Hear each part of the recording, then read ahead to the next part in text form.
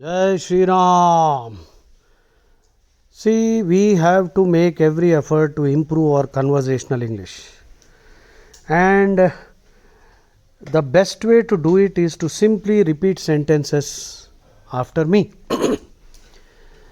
You see, we learnt our mother tongue by listening to our parents and repeating the words. Our parents never conducted any grammar classes in our mother tongue because it was not necessary, because that is the natural way of learning any language.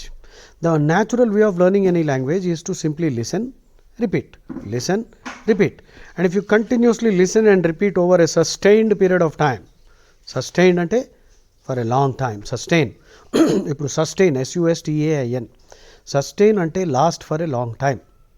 Sustain అన్న word మళ్ళీ GRE word, చాలా important word. Sustain అంటే support. To sustain something అంటే support. ఏ sustains B అంటే ఏ బీని support చేస్తుంది. Suppose నేను అడిగాను, how do you sustain without any breakfast అంటే బ్రేక్ఫాస్ట్ తినకుండా నువ్వు ఎలాగా మేనేజ్ చేస్తున్నావు దినమంతా పని అని అడుగుతున్నావు అనమాట. అంటే సస్టైన్కి ఇప్పుడు ఎలా మీనింగ్ వచ్చింది, బ్రేక్ఫాస్ట్ ఏదో తింటే దానివల్ల నీకు వచ్చే ఎనర్జీ ఒక విధమైన support. So sustain, to sustain అంటే last for a long time. So sustain అంటే సపోర్ట్, సస్టైన్ అంటే last for a long time. His reputation will sustain అంటే ఆయన యొక్క కీర్తి చిరస్థాయిగా ఎంతో కాలానికి నిలిచి ఉంటుంది. Our prime minister Modiji's reputation will sustain అంటే it will last for a long time. So sustain అంటే last for a long time, sustain అంటే సపోర్ట్. నౌన్ ఫామ్ అయితే సస్టెనెన్స్, SUSTENANCE. సస్టెనెన్స్ అంటే మీన్స్ ఆఫ్ సపోర్ట్. సస్టెనెన్స్కి ఇంకో మీనింగ్ ఈజ్ తిండి. Sustenance అంటే తిండి, food. అంటే ఎటువంటి ఫుడ్డు అంటే the basic that is necessary to continue life. Okay, దాన్ని సస్టెనెన్స్ అంటారు. సో ఇక్కడ ఒక్క వర్డ్ టచ్ చేస్తే నీకు noun form, adjective form, adverb form, దాని లిటరల్ మీనింగ్, దాని ఇంప్లాయిడ్ మీనింగ్. భాష అన్నది కళ, ఆర్ట్. ఆర్ట్ ఎప్పుడు తొందరగా రాదు, టెక్నాలజీ తొందరగా నేర్చుకోవచ్చు. నువ్వు ఒక యాప్ డౌన్లోడ్ చేసుకుంటావు, 2 నిమిషాలు ఆ యాప్ ఎలా పనిచేస్తుందో చదువుకుంటే నువ్వు వాడేసుకోవచ్చు. కానీ కళ అన్నది ఏళ్ళు తపస్సు చేస్తేనే కానీ రాదు. అందుకని మనకి ఈ జనరేషన్లో, మీ జనరేషన్లో కాదు, మా జనరేషన్లో కూడా ఈ తపస్సు చెయ్యవలసిన అవసరము లేక దాని పట్ల ప్యాషన్ పడిపోయింది. ఈజీగా తొందరగా ఇన్స్టెంట్ గ్రాటిఫికేషన్ అనమాట. తొందరగా అన్నీ కావాలి. తొందరగా ఏదైనా దొరకకపోతే కోపం, తొందరగా కోపం, రోడ్ల మీద కొట్టుకు చచ్చిపోతున్నారు. ఎందుకది? ఈ ఇన్స్టెంట్ గ్రాటిఫికేషన్ జనరేషన్ అనమాట. గ్రాటిఫికేషన్ అంటే సాటిస్ఫాక్షన్, టు గ్రాటిఫై అంటే satisfy, to gratify the demand అంటే to satisfy the demand. Gratification అంటే ది యాక్ట్ ఆఫ్ సాటిస్ఫైయింగ్. ఇప్పుడు నేను ఏమన్నాను, ఇప్పుడుండే జనరేషన్ ఎలా ఉందంటే ఇన్స్టెంట్ గ్రాటిఫికేషన్ జనరేషన్. అంటే ఇప్పుడుండే పిల్లలు తొందరగా అన్ని తల్లిదండ్రుల్ని బ్లాక్మెయిల్ చేస్తారు, బెదిరిస్తారు, నాకు ఇది కావాలి.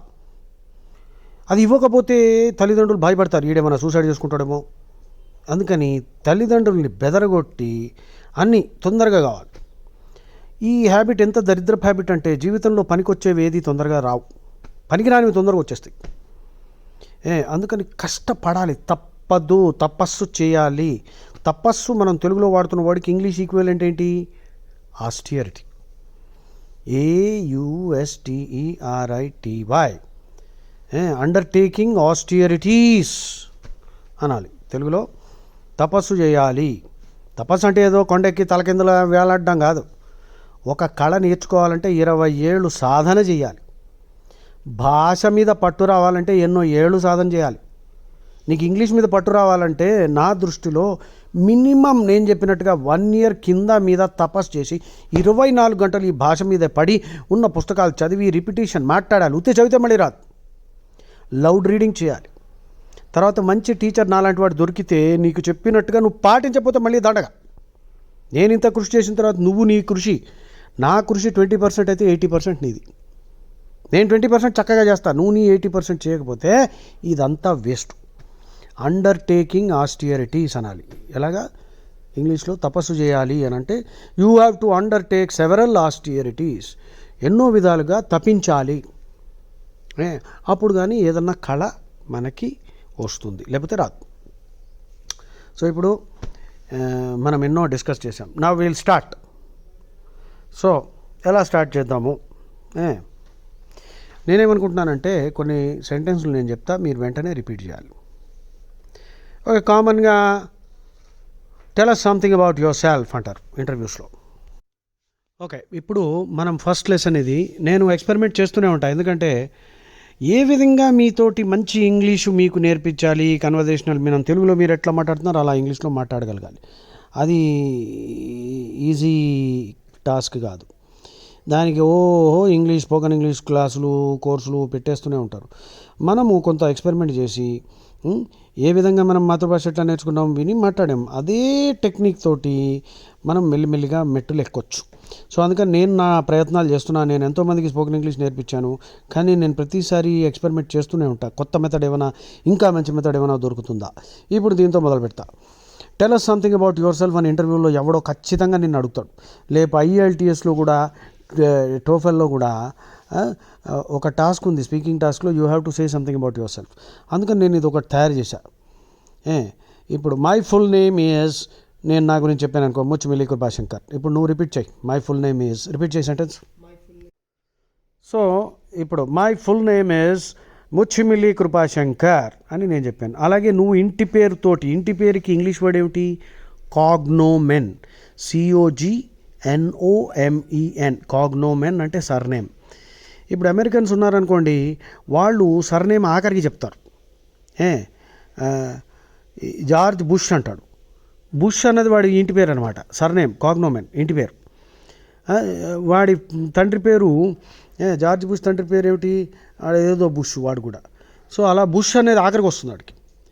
మనం ఏం చేసామంటే, మనకి కలోనియల్ మైండ్ సెట్ అయిపోవడం వలన, కలోనియల్ మైండ్ సెట్ అంటే ఏమిటి? Thinking that the culture of the invader is superior. మన హిందువుల్లో ఒక నీచమైన భావం, అంటే మనం ఇన్ఫీరియారిటీ కాంప్లెక్స్ మనకి ఎలా పెరిగిపోయిందంటే, వాడు ఏం చేస్తే మనం కూడా అదే చేస్తున్నాం. ఒకప్పుడు నేను కూడా నా పేరు కృపాశంకర్ ముచ్చిమిల్లి అని ఆఖరికి చెప్పేవాడిని. ముచ్చిమిల్లి మా ఇంటి పేరు. మన హైందవ కల్చర్లో ఇంటి పేరు ఫస్ట్ చెప్తాం, ఎందుకంటే ఇంటి పేరుకి అంత ఇంపార్టెన్స్ ఇస్తాం. ఎందుకంటే మన పూర్వీకులు, మన పెద్దవాళ్ళు, వాళ్ళు ఎంతో కృషి చేసి మన ఈ స్టేజ్కి తీసుకొచ్చినప్పుడు వాళ్ళ పట్ల గౌరవమైన ఒక భావం ఉండడం వలన మనం ఫస్ట్ ఇంటి పేరు చెప్తాం. కానీ ఇప్పుడు హిందువులందరూ ఇంటి పేరు ఆఖరికి చెప్తున్నారు. ఎందుకంటే అమెరికన్స్, బ్రిటిషర్స్ అలా చేస్తున్నారు. సిగ్గుండాలి ఇలా చేయడానికి. వాడిని చేసుకొని నువ్వెందుకు వాళ్ళ చేస్తున్నావు? అందుకని నేను ఎప్పుడైనా, ఎక్కడైనా, ఎవరైనా నా పేరు అడిగితే ఫస్ట్ నా ఇంటి పేరు చెప్తా. వాడు ఏమైనా నోరు జారి మాట్లాడితే చెప్తా. వాడు అలా చేసుకుంటాడు రా, నాకెందుకు? సో అందుకని ఇప్పుడు my full name is Muchimilli Kripashankar. అలాగే నువ్వు కూడా ధైర్యంగా my full name is repeat చేయి. ఇనన్షియేట్ అంటే ఉచ్చరించడం, ENUNCIATE.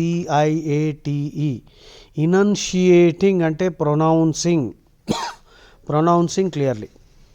మన ఇంటి పేరుని మనము వీ మస్ట్ ఇనన్షియేట్ క్లియర్లీ. సో ఇప్పుడు మనము ఇనన్షియేట్ ఓకే, ప్రొనౌన్స్ క్లియర్లీ. సో నేను చదువుతాను, నా వెనకాతల నేను ఎక్కడెక్కడ పాజ్ చేస్తే వెంటనే సెంటెన్స్ రిపీట్ చేయండి మీరు.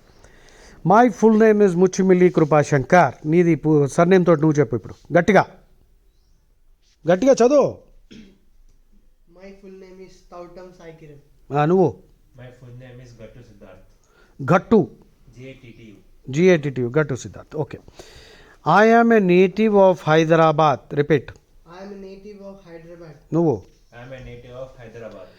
My father is an engineer and my mother is a home maker.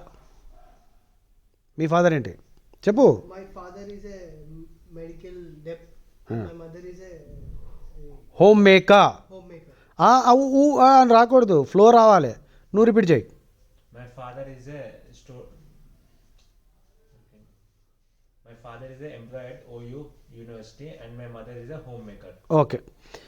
I must mention here that my parents instilled in me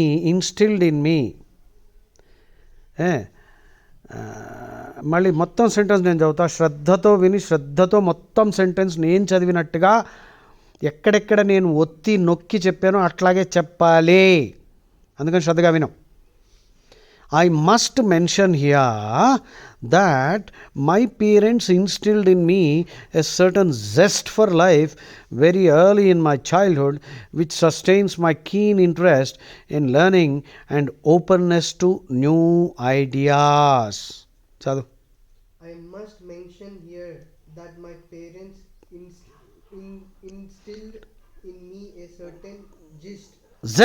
zest, Za. zest, Zest. అంటే ఉత్సాహం, passion. zest for life very early in my childhood, which sustained my keen interest. Sustains. S ఉంది అక్కడ. Yes నువ్వు చదవలే. Sustains my keen interest in learning and openness to new ideas. ఇది నువ్వు 10 సార్లు ఇంటికి వెళ్ళి రిపీట్ చేయాలి. ఎట్లా రావాలంటే నువ్వు ధారాళంగా స్పాంటేనియస్గా మాట్లాడుతున్నట్టు అనిపించేంత వరకు నువ్వు రిపీట్ చేయి. నువ్వు చెప్పు ఇప్పుడు బాబు. I must mention here that my parents instilled. instilled instil అన్న వాడికి మీనింగ్ ఏంటి? నాలో నింపారు. ఇన్స్టిల్ అంటే లోపల పెట్టడం. అంటే నాలో ఈ విలువల్ని వాళ్ళు ఒక విధంగా నాటారు. నాటడం. ఇన్స్టిల్ అంటే నాటడము. తెలుగులో నాటడం అంటంగా. మళ్ళీ రిపీట్ చేయి. I must mention here that my parents instilled in me a certain zest of my just of కాదు, ఫారు. ఉన్నది ఉన్నట్టు చదువు. just for life very very early in my childhood, which sustains me in my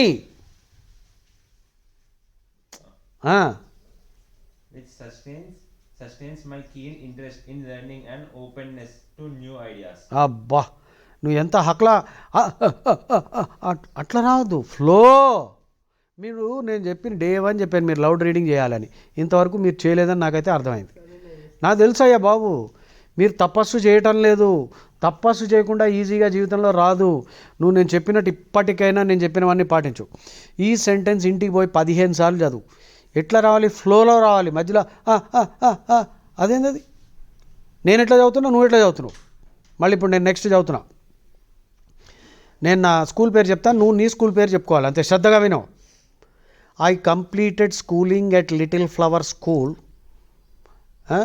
in Hyderabad. నువ్వు చెప్పు. I completed my schooling at Kendriya Vidyalaya, Hyderabad. Okay, నువ్వు. I completed my schooling at Narayana High School in Hyderabad. Okay, next sentence.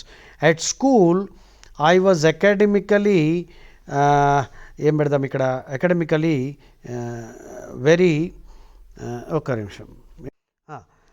At school I was academically very active and also actively involved in sports and other extracurricular activities. Full stop. మళ్ళీ చదువుతున్నాం నేను, శ్రద్ధగా విని మళ్ళీ repeat చేయి. At school I was academically very active and was also actively involved in sports and other extracurricular activities. Full stop. So ఇక్కడ కొంత మార్పు చేయాలన్నమాట.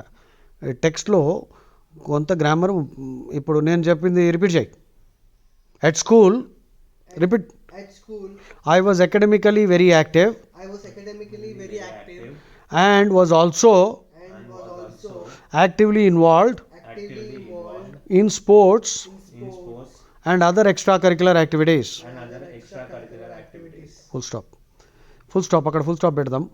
మారుస్తున్నాను అనమాట, కొంత గ్రామాటికల్ ఎర్రర్స్ ఉన్నాయి ఇందులో. I was always an avid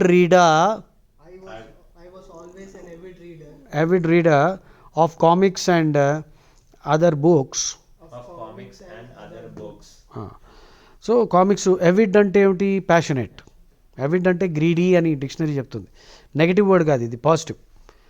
Avid అంటే వెరీ ప్యాషనేట్, అంటే చాలా ప్యాషన్ తోటి, ఎమోషన్ తోటి, ఉత్సాహంతో, స్ఫూర్తితోటి. Avid collector. I'm an avid collector of Bhagavad Gitas. అంటే రకరకాల భగవద్గీతాలు నేను కలెక్ట్ చేస్తూ ఉంటా. ఇంటర్ప్రిటేషన్లో చాలామంది రాస్తూ ఉంటారు కదా, ఈయన ఏమన్నాడు, ఆయన ఏమన్నాడు, కొనుక్కుని చదువుకుంటూ ఉంటా. I'm an avid collector of stamps. I'm an avid reader of. I have been. నువ్వేం చెప్తున్నావు ఇక్కడ? I was always an avid reader of comic books and children's novels in my childhood. Or నీ ఇష్టం, I was always an avid reader of comic books and also a participant in many cultural activities. ఇప్పుడు చెప్పు, నేను repeat చేస్తా చూడు, అది sentence అక్కడ లేదు. I was always an avid reader I was always an avid reader of comic books of comic books and also and also an avid participant an avid participant in cultural activities. in cultural activities. Okay, ఇప్పుడు sentence మార్చేసాను అక్కడ. Okay, next. I have a BTech degree. I have a Hmm. tech degree నువ్వు కూడా I have a BTech degree in ఏమిటి నీ stream ఏంటి in BSc Computer Science. నీది? in computer science, and I will be graduating in dash. and I will be graduating in 2024. I will be graduating in 2024. Next. Okay, ఇప్పుడు next sentence, my special interest include. చెప్పు. My special My special interests include conducting workshops on emotional intelligence Conducting workshops on emotional intelligence and other personality development topics. and other personality development topics. ఈ sentence నువ్వు 10-15 సార్లు ఇంట్లో repeat చేసుకో. కానీ భయంకరమైన sentence, ఎందుకంటే ఇంటర్వ్యూలో నువ్వు ఎమోషనల్ ఇంటెలిజెన్స్ మీద వర్క్షాపులు చేస్తావా నాయన అని అడుగుతాడు వాడు. నువ్వు దానికి రెడీగా ఉండాలి. అది ఎందుకంటే ఇప్పుడు దానికి రెడీగా ఉండాలంటే నేను నీకు ఇప్పుడు కండక్ట్ చేస్తా, అది నువ్వు అర్థం చేసుకో. దాన్ని ఒక కాపీ తీసుకెళ్ళి జెరాక్స్ కాపీ 4 చేసి ఇంట్లో కండక్ట్ చేయి. మీ నాన్న, అమ్మ, తమ్ముడు, ఫ్రెండ్స్ కూడా ఉంటే కూర్చోపెట్టి 10 క్వశ్చన్లు ఉంటాయి. ఆ 10 క్వశ్చన్లు వాళ్ళు ఆన్సర్ చేయమను. ఆ తర్వాత ఈ క్వశ్చన్కి ఇన్ని పాయింట్లు వస్తాయి అవన్నీ చెప్పు. నేను ఇప్పుడు దాని మీద నీకు వర్క్షాప్ పెట్టినప్పుడు అది శ్రద్ధగా విని దాన్ని బాగా మనసులో పెట్టుకొని అది ఇంట్లో ఒకసారి కండక్ట్ చేసావనుకో, రేపు పొద్దున్న ఇంటర్వ్యూలో అబద్ధం చెప్పకుండా, అంటే నేను వర్క్షాప్ అంటే ఇంట్లో చేశానండి, నేను ఎక్కడో పెద్ద ఇన్స్టిట్యూషన్లో ఏం చేయలేదు, మా ఫ్రెండ్స్కి కూడా చేస్తూ ఉంటాను అని చెప్పగలిగేవనుకో, ఇంటర్వ్యూలో వాడు ఇంప్రెస్ అవుతాడు. ఎమోషనల్ ఇంటెలిజెన్స్ మీద ఇంకో ఏదో పర్సనాలిటీ డెవలప్మెంట్ టాపిక్ అంటే దాని మీద, లీడర్షిప్ మీద కూడా నేను నీకు ఒక వర్క్షాప్ కండక్ట్ చేస్తాను. దాన్ని నువ్వు ఎలాగ వినాలి అంటే, ఇది రేపు నేను విన్న తర్వాత ఇదే జెరాక్స్ కాపీ చేసి 10 మందికి, మా ఇంట్లో వాళ్ళకి, 2 నా క్లాస్మేట్స్ని కూర్చోపెట్టే వాళ్ళకి ఈ యాక్టివిటీ కండక్ట్ చేసి, నేను తెలుగు కాకపోతే ఇంగ్లీష్లో, పోనీ నీకు ఇంగ్లీష్లో అంత పట్టలేదు, తెలుగులోనే కండక్ట్ చేస్తే రేపు పొద్దున ఇంటర్వ్యూలో ఈ క్వశ్చన్ ఖచ్చితంగా నువ్వు మాట చెప్పగానే వాడు అడుగుతాడు, ఏం చేసావు నువ్వు? ఎమోషనల్ ఇంటెలిజెన్స్, పర్సనాలిటీ డెవలప్మెంట్ అంటున్నావు, చాలా పెద్ద మాటలు అంటున్నావు, ఏం చేసావు? అప్పుడు నువ్వు ధైర్యంగా, ఎందుకంటే నువ్వు చెయ్యంది చెప్పాలంటే అబద్ధం చెప్పాల్సి వస్తుంది. అబద్ధం చెప్పినప్పుడు దొరికిపోతాడు. అబద్ధాలు చెప్పొద్దు. సో నేను చెప్పినట్టుగా ఈ వర్క్షాప్ ఫస్ట్ నాది అటెండ్ అయ్యి శ్రద్ధగా విని పూర్తిగా నేర్చుకొని, ఇంట్లో మీ ఫ్రెండ్స్ కూడా 2 ఎవరన్నా మంచి క్లోజ్ ఫ్రెండ్స్ ఉంటే వాళ్ళని కూడా పిలిస్తే ఒక 5-6 10 మందో ఆడియన్స్ని పెట్టుకుని, నువ్వు కావాలంటే తెలుగులోనే చెప్పు, వీలైనంత వరకు ఇంగ్లీష్లో చెప్పు. అప్పుడు నువ్వు ఇంటర్వ్యూలో ఈ మాట ధైర్యంగా చెప్పడానికి నీకు కూడా బాగుంటుంది. అప్పుడు నువ్వు ఇంటర్వ్యూలో ఇంటర్వ్యూవర్ని ఇంప్రెస్ చేయగలుగుతావు. నార్మల్గా మీ స్పెషల్ ఇంట్రెస్ట్ ఏంట్రా అని ఎవడన్నా అడిగాడు అనుకో, నార్మల్గా ఏమంటారు తెలుసా, లిస్నింగ్ టు మ్యూజిక్ అంటాడు. లిస్నింగ్ మ్యూజిక్ అంటారు, 2 కూడా పెట్టారు, తప్పు గ్రామర్. లిస్నింగ్ టు మ్యూజిక్ ఏదో చెప్తారు, వాచింగ్ మూవీస్ అని అంటారు. అట్లాంటి చెత్త హాబీస్ చెప్తే అసలు నేను సెలెక్షన్, నీకు ఉద్యోగం ఇవ్వను. ఎందుకంటే నీ హాబీస్ని బట్టి కూడా నీ పర్సనాలిటీ ఎంత డెవలప్ అయింది, వెల్ రౌండెడ్ పర్సనాలిటీయా కాదా అన్నది నీ హాబీస్ నుంచి కూడా బయటపడుతుంది. అందుకని తొక్కలో హాబీస్ అన్నీ చెప్పామనుకో, అక్కడే నువ్వు రిజెక్ట్ అయిపోతావు. ఈ సెంటెన్స్ చెప్పాలంటే నేను చెప్పింది పాటించాలి, ధైర్యం కావాలి, కొంత తపస్సు చేయాలి. ఓకే, నెక్స్ట్ సెంటెన్స్ చదువుతున్నా. An accomplishment I'm particularly proud of. An accomplishment I am particularly proud of. ఇక్కడ ఈ సెంటెన్స్ 10 సార్లు బట్టి కొట్టు. An accomplishment I'm particularly proud of is అని నువ్వు చెప్పాలి. అంటే నువ్వు ఏదో స్కూల్లో, ఏదో కాలేజ్లో ఏదో సాధించావు, ఓ సెమినార్ ఆర్గనైజ్ చేసావు, లేక ఓ ప్రొఫెసర్ కింద ఆయన గైడెన్స్ కింద నువ్వు సెమినార్ ఆర్గనైజ్ చేసావు, ఏదో చేసావు, అంటే నువ్వు ఏదో ఒక గొప్ప పని సాధించావు అని ఆ సెంటెన్స్ ఫిలప్ చేయి. ఇది ఇంటర్వ్యూలో చెప్పాలి. Tell us something about yourself అని టోఫల్లో, IELTSలో ఇంటర్వ్యూలో ఈ క్వశ్చన్ అడుగుతాడు. అలాంటప్పుడు an accomplishment I'm particularly proud of నన్ను అడిగేవనుకో, నేను ఆ సెంటెన్స్ ఇలా చెప్తా. an accomplishment I am particularly proud of is conducting several talks on leadership with questionnaires and helping people to understand both leadership and develop traits required for successful leadership అని నేను పెద్ద sentence చెప్పేశాను. So అలాగ నువ్వు అంటే నేను ఈ పని చేశానని చాలా గర్వంగా ఉంది అని తెలుగులో చెప్తే అలా చెప్తావు. So an accomplishment I'm particularly proud of is having achieved the first rank in this subject అలా చెప్పొచ్చు. నువ్వు ఏదో ఒకటి చెప్పు, ఆ సెంటెన్స్ పూర్తిగా నింపి రేపొద్దున కల్లా ఆ సెంటెన్స్ రెడీగా ఉండి అది 10 సార్లు ఫస్ట్ నాకు చూపించు, అది కరెక్ట్గా ఉందో గ్రామాటికల్గా లేదో అది చూడాలి. తర్వాత I have come here to offer my services as complete చెప్పు. I have come here to offer my services as an engineer or whatever, as an IT software guy or whatever, అది నువ్వు ఫిలప్ చేసుకోవాలి. And I'm certain I can make a difference. certain I can make a difference. ఇప్పుడు ఈ sentences ఇందులో నేను మార్పు తెచ్చాను కాబట్టి ఆ మార్పు మీరు ఆడియోని స్లో డౌన్ చేసుకొని ఇంట్లో కూర్చుని రాయండి. మార్పులు ఎక్కడెక్కడ వచ్చాయో మార్చేసింది రాయండి. రాసిన తర్వాత మళ్ళీ ఒక 10 సార్లన్నా రిపీట్ చేస్తే రేపు పొద్దున ఇంటర్వ్యూలో లేక IELTS TOEFLలో tell us something about yourself అన్నప్పుడు నువ్వు తడుకోకుండా స్పాంటేనియస్గా మాట్లాడినట్టు అనిపించాలి. అంటే అప్పటికప్పుడు నువ్వు చెప్తున్నట్టు అని అనిపించాలి. అంటే ఇక్కడ మనం ఎంత రిహార్స్ చేస్తున్నాం చూడండి. ఎంత రిహార్స్ చేసినా స్పీచ్ డెలివరీ చేసేటప్పుడు వినేవాడికి ఆసు కవిత్వం అంటారు. అంటే అప్పటికప్పుడు తయారు చేసిన కవిత్వం అని అప్పటికప్పుడు మాట్లాడుతున్నట్టు అనిపించాలి. కానీ దాని వెనకాతల ఇంత తపస్సు ఉండాలి. ఇది ఫస్ట్ టాస్క్ మనకి. మీ స్పోకెన్ ఇంగ్లీష్కి నేను ఇంకా చాలా గ్రామర్ ఎక్సర్సైజులు పెడుతూ ఉంటాను. సో మీకు కన్వర్జేషనల్ ఇంగ్లీష్లో ప్రాబ్లం ఉన్న వాళ్ళందరూ నా ఈ వీడియోని దీనికి ఒక కొత్త టైటిల్ పెడతా, కన్వర్జేషనల్ ఇంగ్లీష్ అని పెడతా. ఇది వినడము పాటించడము, నేను చెప్పినవి పాటిస్తే ఇంకో కొన్ని నెలల్లో నీకు ఇంగ్లీష్ మీద మంచి పట్టు రావాలి, వస్తుంది అని నేను ఆశిస్తున్నాను. జై శ్రీరామ్.